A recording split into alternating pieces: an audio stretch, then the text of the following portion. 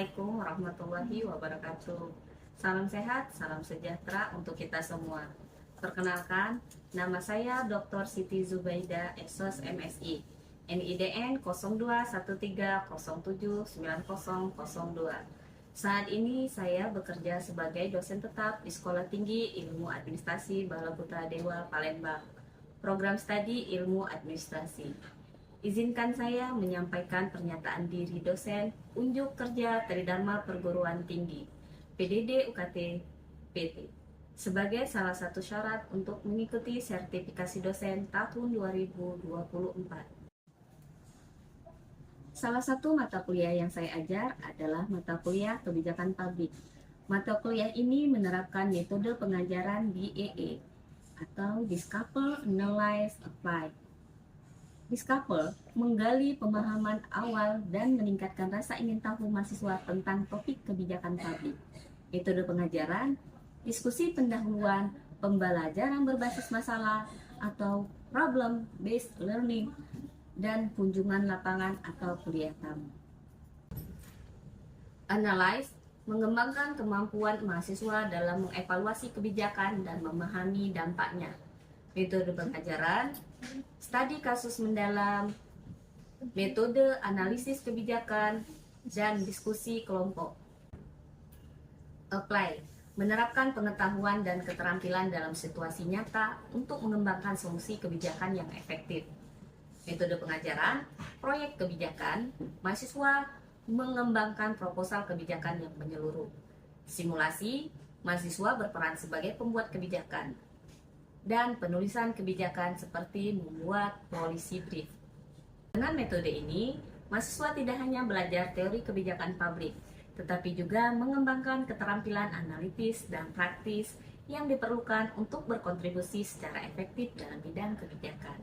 Adapun deskripsi singkat mata kuliah kebijakan publik antara lain memberikan pemahaman kepada mahasiswa dan mereka mampu mempresentasikan tentang konsep, teori dan aplikasi dari kebijakan publik, kerangka analisis kebijakan publik, rumusan masalah kebijakan, pengembangan alternatif kebijakan, perspektif teoritis dalam proses perumusan kebijakan, analisis interaksi antar faktor kebijakan pada kasus penyusunan kebijakan, perilaku aktor dalam proses perumusan kebijakan publik, kepemimpinan yang good governance, serta mengetahui pengukuran indeks kepuasan publik sebagai evaluasi dari mata kuliah kebijakan publik. Selain itu, mata kuliah ini juga mengarahkan mahasiswa untuk melihat kenyataan di lapangan mengenai praktik pelaksanaan konsep dan teori kasus-kasus yang terjadi, baik melihat dari literatur maupun survei lapangan. Baiklah, berikut saya lampirkan video cuplikan pembelajaran mata kuliah kebijakan publik. Assalamualaikum.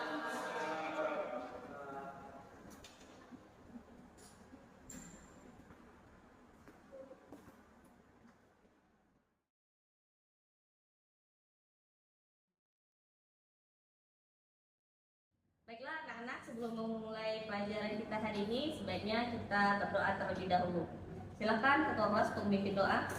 Marilah teman-teman, sebelum kita memulai pelajaran pada hari ini, ada baiknya kita berdoa terlebih dahulu. Berdoa dimulai.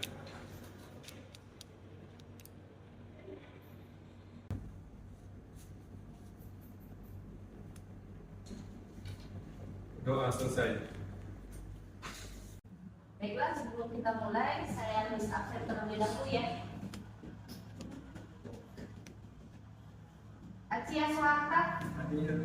Ahmad Dwi, Hadir, Bu. Ahmad Sakbar Sulufika, Hadir, Bu. Ahmad Farel, Angelika Suci Rahmadia, Intan Nuraini, M. Farhan Perdana, Rika Apriliani, Putra Yanisa, Hadir, Bu.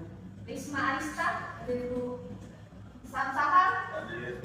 Sonia Kornandasari, Sabina Putri, hadir Bu. Oke, semuanya hadir ya. Baiklah, kita akan mulai mata kuliah kita.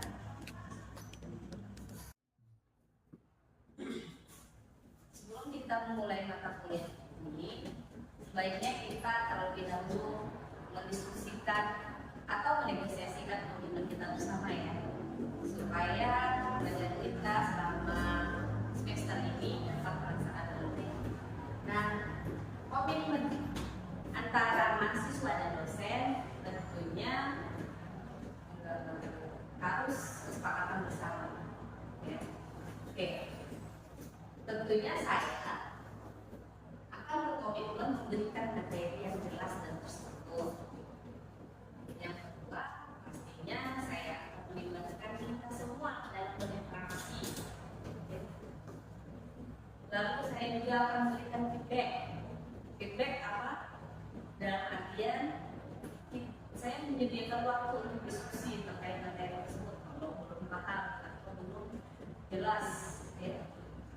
Nah, pastinya ketika mahasiswa sekalian butuh bimbingan konsultasi kedua ya, insya Allah saya akan menyediakan waktu. Yang terakhir itu tentunya kita akan mengadakan evaluasi. Saya komitmen memberikan kalian evaluasi juga ya. Artinya asesmen dalam penilaian juga itu menjadi salah satu kewajiban saya. Nah, untuk mahasiswa sekalian, saya harapkan mahasiswa dapat berpartisipasi aktif. Tentunya jangan ragu ketika ingin bertanya atau berdiskusi terkait hal kebijakan publik ya. Apalagi kalau kita pahami kebijakan publik itu adalah sesuatu sosial ya, yang pasti terjadi di sekitar kita pastinya ya. Nah, terkait kebijakan publik saya juga akan memberikan keleluasaan kepada mahasiswa sekalian untuk bekerja sama ketika ada dalam proses mengerjakan tugas ya. Jadi teman-teman semua, mahasiswa semua bisa berdiskusi ya. Pastinya kan kalau berdiskusi sesama teman, sesama mahasiswa mungkin akan lebih masuk lah ya secara kalau kita mempelajari tentang ini. Nah, saya yang terakhir tuh saya harap mahasiswa itu mematuhi atau mematuhi etika akademik. Ya. Jadi ketika kalian sebagai mahasiswa mereka harus belajar, harus patuh, harus beretika, ya, dimanapun. Khususnya adalah materi kebijakan publik. Kita belajar dengan saya. Oke, semuanya paham ya? Paham. Nah, oke. Nah, selanjutnya apa sih jadi kontrak kita selanjutnya? Pastinya ya. Ya ini yang ditunggu-tunggu saya. Pasti. Bisa dilihat dengan jelas? Bisa? Bisa. Oke. Nah, ini poin assessment, poin penilaian. Poin penilaian tentunya kalau mahasiswa aktif, partisipatif, absennya berapa? Oke, ini secara akumulasi 100% ya. Berarti kehadiran teman-teman semua mahasiswa itu partisipasi aktif kehadiran. Yang kedua, kuis atau diskusi. Nah, kuis atau diskusi ini sebenarnya punya poin tadi, interaksi kita. Oke. Dia punya poin berapa? 20%. Oke. Berarti selanjutnya tes atau tes? Yang semester. Yang tengah semester biasa dilaksanakan di pertemuan ke 8. Ujian tengah semester ini nilainya 30%. Yang terakhir UAS. UAS apa? Ujian akhir semester. Berarti inilah hasil evaluasi terakhir. Ujian akhir semester nilainya paling besar. Berapa nilainya? 35%. Oke, 35%. Tapi tetap meskipun ada nilai seperti ini, partisipasi aktif kalian, kehadiran itu poin utama sebenarnya, walaupun nilainya 15%. Ya. Oke. Paham? Paham. Oke. Selanjutnya. Nah, rencana pembelajaran semester atau RPS. Apa sih RPS? RPS tentunya saya akan melihat apa yang menjadi capaian pembelajaran mata kuliah kebijakan publik dalam 16 kali pertemuan. Ya, oke. Mahasiswa mampu memahami konsep, teori maupun aplikasi dari kebijakan publik. Ini sebenarnya terstruktur ya. Kalau untuk RPS, jadi setiap 16 kali pertemuan itu sudah terstruktur. Yang pertama, ya tadi terkait saya atau mahasiswa akan belajar tentang konsep, teori dan kebijakan publik. Ini saya akan berikan materi tersebut pada pertemuan pertama hari ini. Selanjutnya, mahasiswa juga akan pada akhirnya mahasiswa dalam kebijakan publik ini akan mempelajari atau membuat suatu kebijakan. Seperti contoh kecil membuat polisi. Nah, itu saya akan jelaskan di sini. Oke. Menurut RPS saya tidak akan membahas yang lebar ya.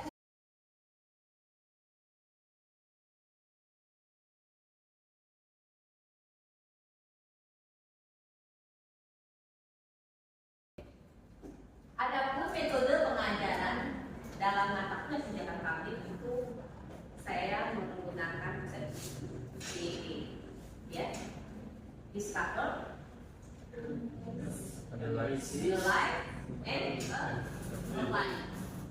Nah, di sini tentunya kita dalam metode pelajaran ini saya mendiskusikan terlebih dahulu.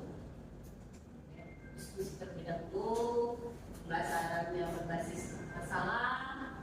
Nah, ya, biasa kita kenal problem based learning, kunjungan lapangan ataupun kuliah tamu, ya. Kita bisa ke instansi-instansi terkait, menanyakan tentang apa yang mereka lakukan atau apa yang akan menjadi kebijakan yang mereka buat. Bisa kita kunjungan ke instansi pemerintah. Yang kedua, analyze. Nah, analyze ini terkait kebijakan publik itu akan kita lihat nih isu-isu terkini seperti ada kasus mendalam ya. Isu-isu terkini terkait tentang kebijakan publik itu akan kita pelajari di sini. Ya, yang kedua, bagaimana caranya kita menganalisis kebijakan. Yang ketiga ya diskusi kelompok. Ini balik lagi interaksi ya, interaksi kita. Terus yang terakhir itu penerapannya seperti apa? Nah, saya akan memberikan suatu tugas, mungkin kita dengan proyek kebijakan. Ya. Seperti isu kecil lah ya. Yang akan kita analisis, dan juga kalian akan simulasikan dalam artian kalian sebagai pembuat kebijakan. Paham nggak kalau pembuat kebijakan itu? Jadi kalian akan menjadi sebagai pemimpin. Nah, ini juga akan kita pelajari. Dan terakhir, menulis suatu kebijakan. Ini saya akan memberikan contoh tentang penulisan kebijakan policy brief, kebijakan naskah akademik seperti policy brief. Oke. Baiklah, sebelum kita mulai materi kebijakan publik, saya akan bertanya terlebih dahulu kepada mahasiswa kalian sekalian, apa sih menurut pemahaman kalian apa kebijakan publik? Oke, ada yang bisa jawab? Saya Bu. Perkenalkan, nama saya Rika Apriani. Menurut Rika ialah kebijakan publik itu aturan pemerintah untuk mencapai tujuan tertentu oleh masyarakat. Oke. Ada lagi? Saya Bu, Oke.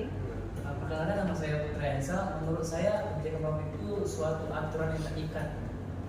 Oke. Ada lagi? Ya, Dwi? Menurut saya Bu, kebijakan publik itu tindakan yang diambil oleh pemerintah untuk menyelesaikan masalah di dalam masyarakat. Oke. Ada lagi? Ya. Menurut saya, kebijakan publik itu adalah sebuah norma yang ada dalam pemerintahan. Oke, sip. Ya.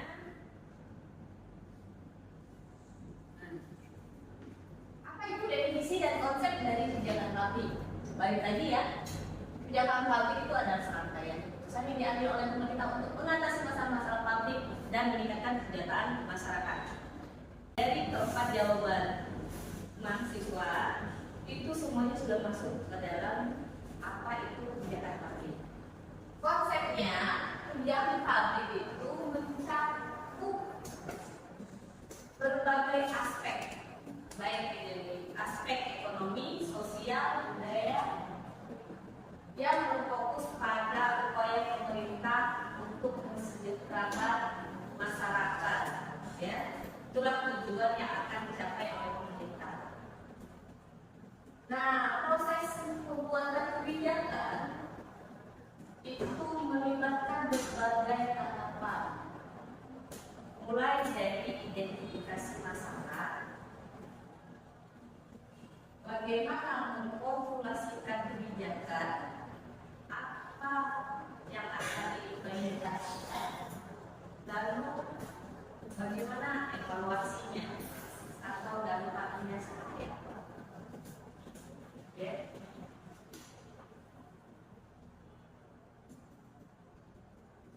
Oke, nah di sini proses pembuat kebijakan. Baik lagi ya, apa evaluasi kebijakan publik? Yang pertama, mengkaji efektivitas. Ya, evaluasi dilakukan untuk mengukur seberapa efektif suatu kebijakan. Yang kedua, menilai dampak. Dampak ini apa? Proses evaluasi yang memeriksa dampak itu ditimbulkan baik yang diinginkan maupun yang tidak diinginkan dalam suatu kebijakan. Yang ketiga itu mengidentifikasi masalah. Ya, balik lagi tadi kalau dalam rumusan kebijakan itu yang pertama mengidentifikasi, nah dan evaluasi ini juga mengidentifikasi juga. Nah di sini kita mengidentifikasi permasalahan dan tantangan sehingga dapat dilakukan perbaikan. Ya. Perbaikan dalam hal ketika kebijakan publik itu baik, kita akan melanjutkan. Tapi kalau kebijakan itu kurang baik, kita akan memperbaiki.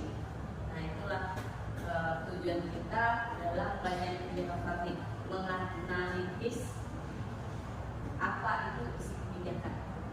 Yang terakhir itu ketika kita sudah menentukan kebijakan itu atau melihat menganalisis kebijakan itu baik dan tidak, kita juga harus bisa merekomendasikan alternatif kebijakan selanjutnya.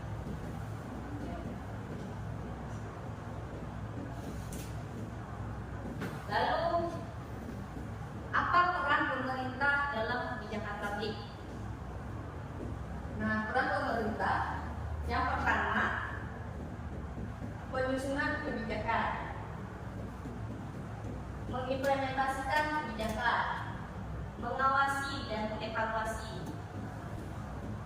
Terakhir, pemerintah juga wajib kolaborasikan pemangku kepentingan. Artinya pemerintah perlu melibatkan melibatkan unsur-unsur pemangku kepentingan dalam proses penyusunan, pengimplementasian dan pengevaluasi kebijakan. Ya, oke. Selanjutnya Pak.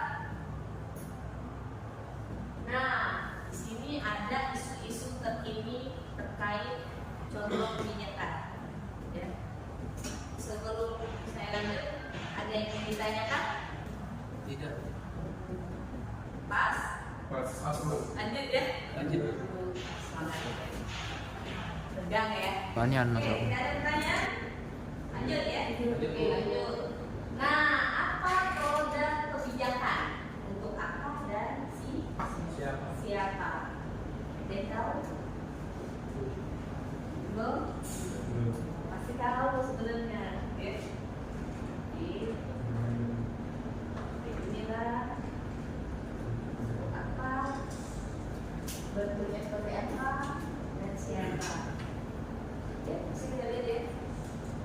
Struktur kebijakan publik di Indonesia itu yang pertama Pancasila, tahu kan?